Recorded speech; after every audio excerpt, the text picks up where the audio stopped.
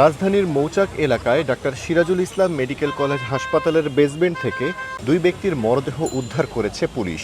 11 August সোমবার বিকেলে police, RAB ও সিআইডির বিশেষ দল এসে এই লাশ দুটি উদ্ধার করে।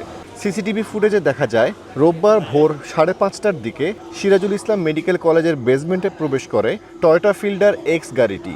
হাসপাতালটির সিকিউরিটি ইনচার্জ জানান, সকাল 10:50-এর দিকে বেসমেন্টে এসে পরিত্যক্ত গাড়িটি দেখতে পান তিনি। এরপরে বেশ কিছুক্ষণ ডাকাডাকি করেন। তাৎক্ষণিক কারো সাড়া শব্দ না পেয়ে তিনি হাসপাতাল কর্তৃপক্ষকে বিষয়টি জানালে তারা পুলিশকে খবর দেয়। দেখি গাড়ির মধ্যে দুটা লোক শুয়ে আছে। তখন আমি তাদেরকে বাইরে থেকে ডাকার চেষ্টা করি, গ্লাসের নক করি।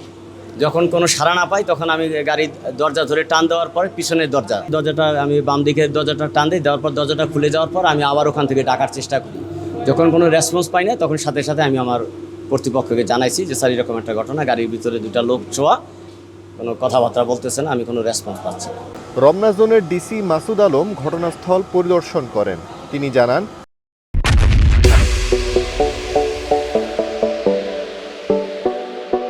বেসমেন্টে পার্ক করা গাড়িটি থেকে মোট 2টি মরদেহ পাওয়া গেছে। সিআইডি টিম আলামত সংগ্রহ করছে। দুইজন অজ্ঞাতনামা লাশ যেটা প্রাইভেট কারের ভিতরে ছিল, এইটা আমরা শনাক্ত করতে পেরেছি এখন পর্যন্ত।